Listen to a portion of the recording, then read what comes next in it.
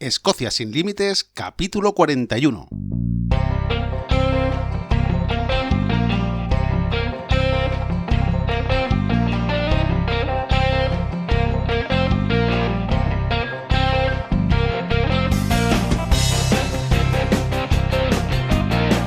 Hola, bienvenidos un día más a Escocia sin límites, el podcast para los amantes de Escocia, donde hablamos sobre historia, lugares de interés, rutas y muchísimas cosas más para todos aquellos interesados en conocer, en venir a Escocia y también para todos aquellos que ya vinieron y están deseando volver, porque Escocia es así, Escocia te atrapa.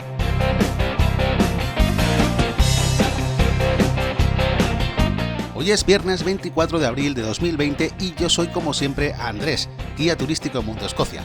Hoy tenemos un capítulo muy interesante, un capítulo histórico muy interesante porque vamos a ver a uno de esos personajes históricos de gran relevancia en Escocia. Hoy vamos a hablar sobre la vida de María Estuardo. María Estuardo es uno de los personajes históricos de Escocia más conocidos y más relevantes a nivel internacional. María vivió en un momento muy complicado donde en Escocia se estaba viviendo una auténtica revolución religiosa. La reforma protestante, liderada por John Knox, ganaba terreno al catolicismo. Los reyes de Escocia, los Estuardo, tradicionalmente siempre han sido católicos, siempre habían sido hasta ese momento católicos y veían cómo la población se rebelaba ante la Iglesia católica y se adhería a los sermones calvinistas de los nuevos predicadores. Bien. Pues ya de por sí, el reino de Escocia siempre había sido un reino pobre, un reino bastante pobre comparándolo con los otros reinos de Europa. Por ejemplo, pues la corte inglesa, la corte francesa e incluso la corte española, pues los Estuardo, en este caso aún siendo reyes, pues recibían bastantes favores, bastantes ayudas de los nobles escoceses. Mucha de la riqueza que tenía la corte provenía de los nobles escoceses, que por supuesto ejercían su influencia en la realeza. Muchas otras casas reales europeas pues gozaban de mayor autonomía a la hora de tomar decisiones.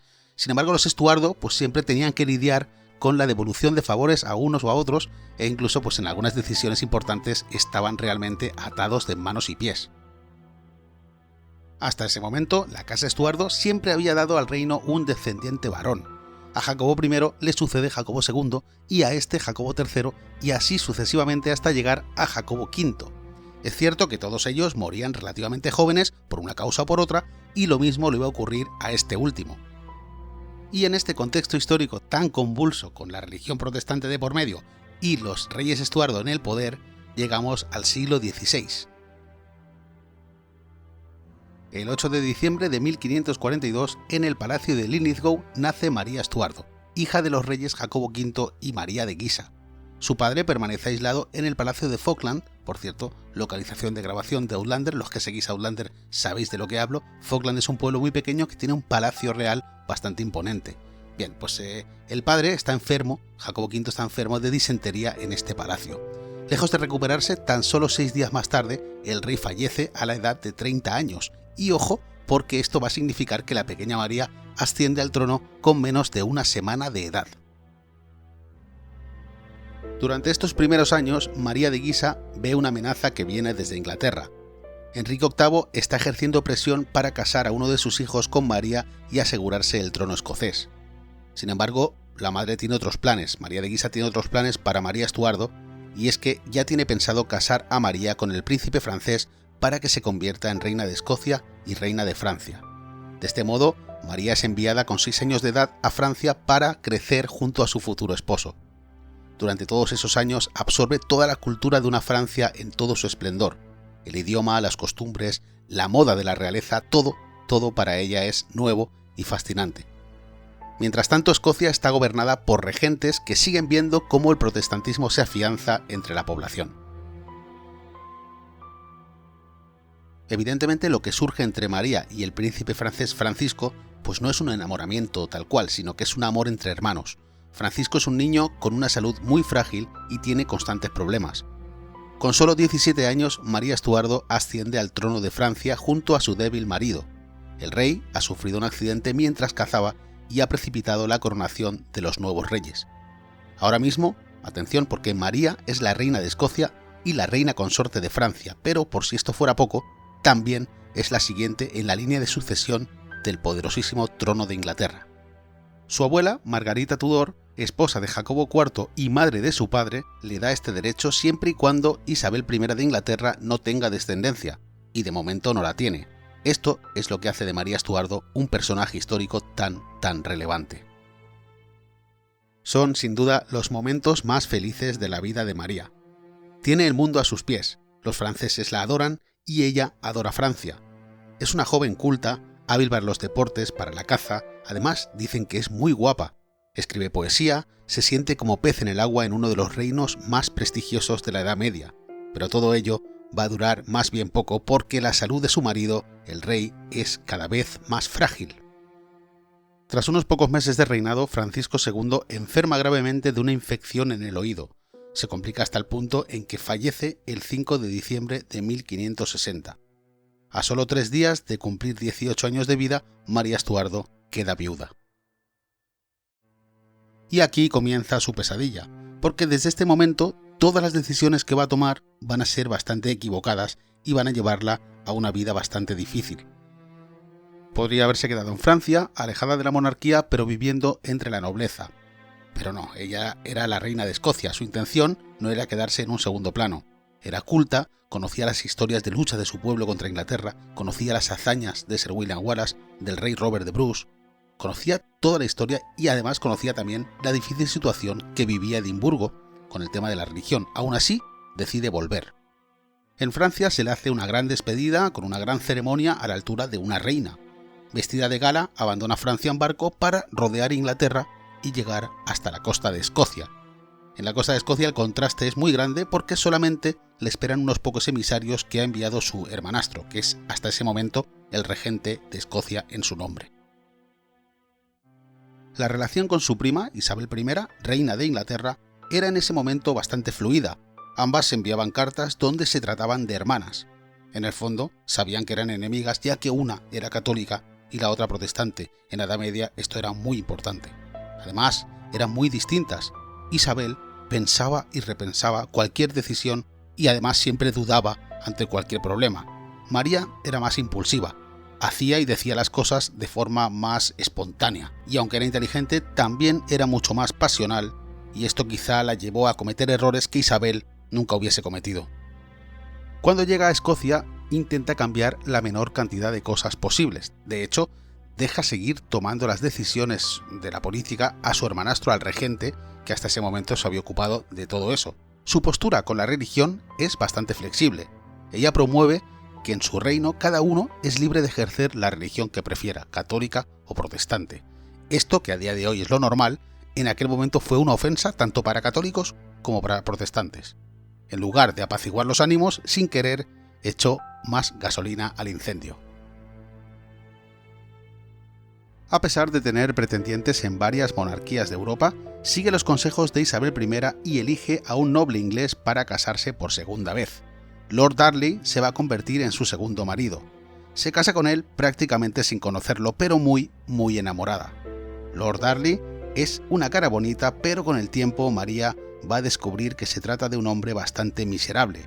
Nunca le va a dar poder en el gobierno, y aunque es rey de puertas de palacio hacia afuera, en Holyrood, dentro del palacio, la situación de la pareja se va deteriorando rápidamente. En este marco de desafección, María se queda embarazada. Algún día ese niño gobernará, unificará los reinos de Escocia e Inglaterra, pero de momento su matrimonio sigue en caída libre. Tiene muy buena relación con su secretario, el italiano David Riccio, con el que trata todos los temas importantes de Estado, pero además también pasa mucho tiempo libre con él. Se ha convertido en su amigo y en su confidente, y esto cada vez exaspera más al rey. Los nobles escoceses protestantes también están cansados de su reina, y ven en esta relación con Riccio un movimiento de contrarreforma para el protestantismo. Sus constantes cartas a las Cortes de Francia y España, ambos reinos católicos, no gustan nada a la nobleza en Escocia. Estos mismos nobles que en su día le juraron lealtad, hoy conspiran con Lord Darnley para asesinar al secretario personal de la reina. Y no lo hacen de forma discreta. Una noche, María y David Riccio conversan tranquilamente después de cenar. De repente, el rey, junto a varios nobles, irrumpen en los aposentos de la reina armados con cuchillos. La reina no lo puede creer, exige una disculpa y ordena que se retiren, pero el plan está en marcha. Ante los llantos y la desesperación de María, Cada uno de estos nobles asesta una puñalada mortal a David Riccio. La excusa fue que Riccio era un agente secreto del Papa Pío IX que usaba a la reina como titiritero. Si la relación entre rey y reina ya era mala, os podéis imaginar cómo fue a partir de ese momento. Lord Darnley se disculpa entre llantos jurando que su intención nunca fue herirla. María finge que lo perdona, no le queda otra. El divorcio no era una opción.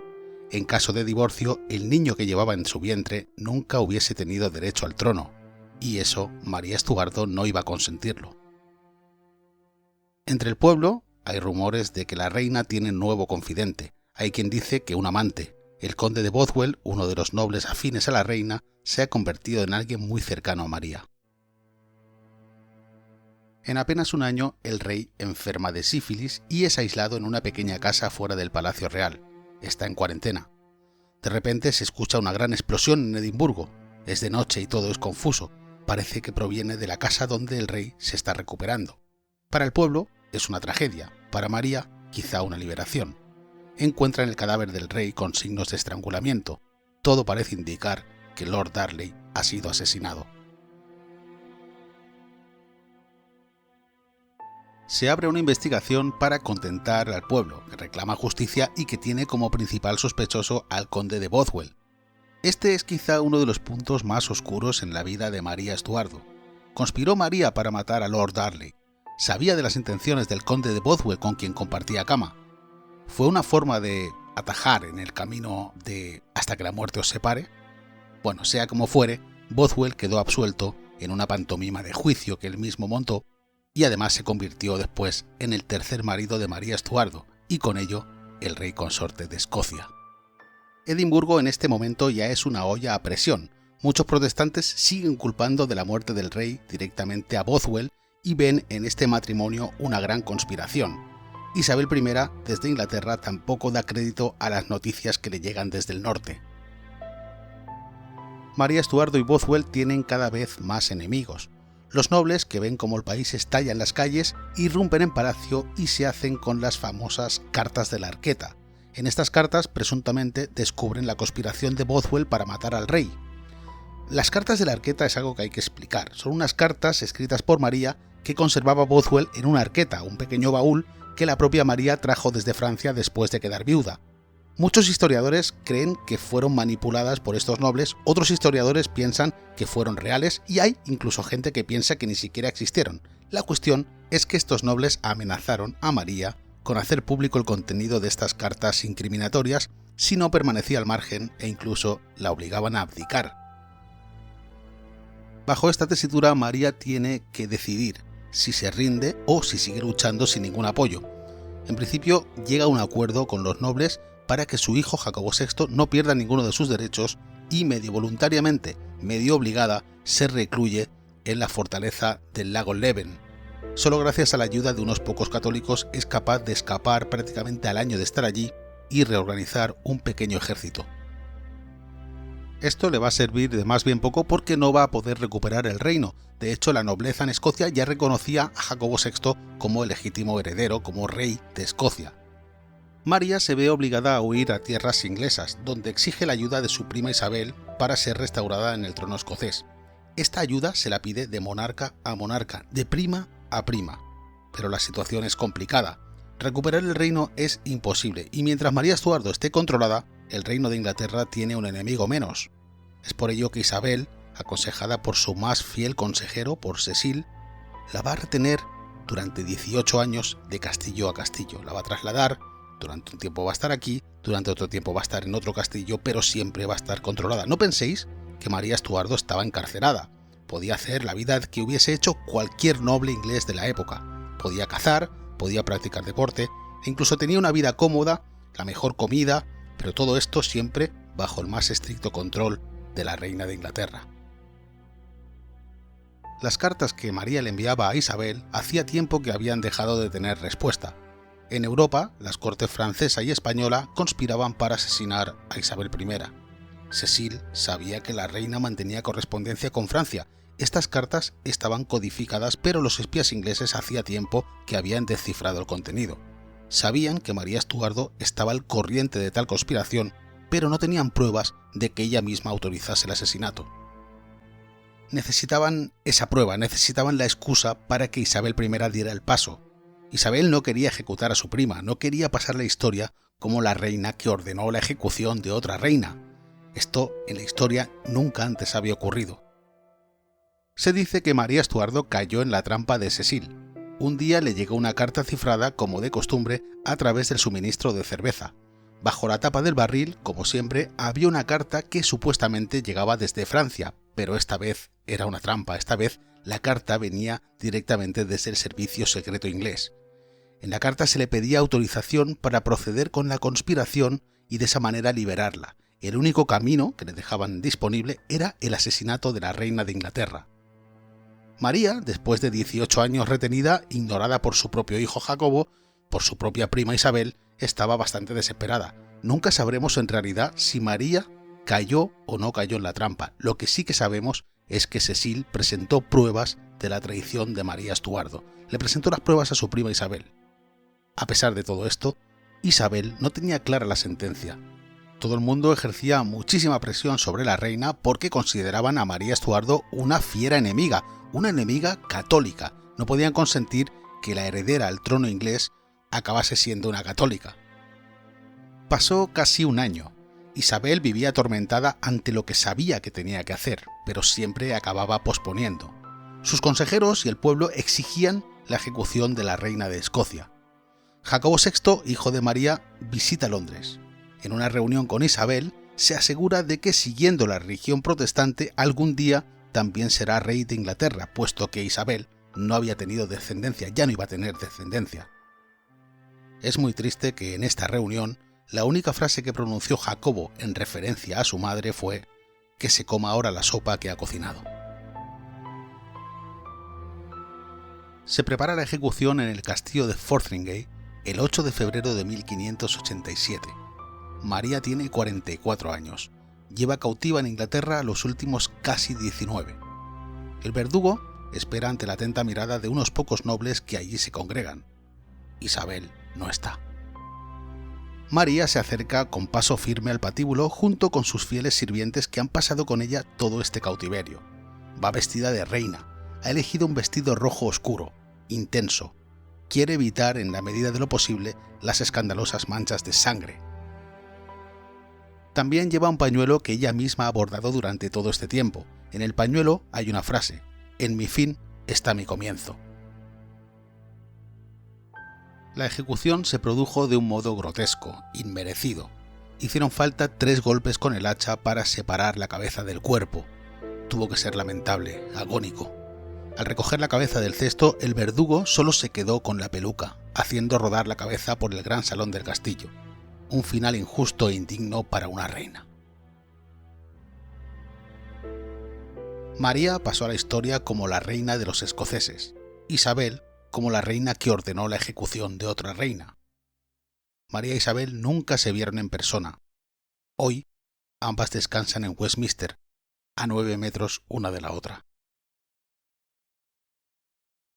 Y este ha sido el capítulo histórico de hoy. La vida de María Estuardo es todavía hoy objeto de debate. Hay mucha controversia entre historiadores y sabéis que se han escrito muchos libros y se han hecho muchas películas sobre todo esto.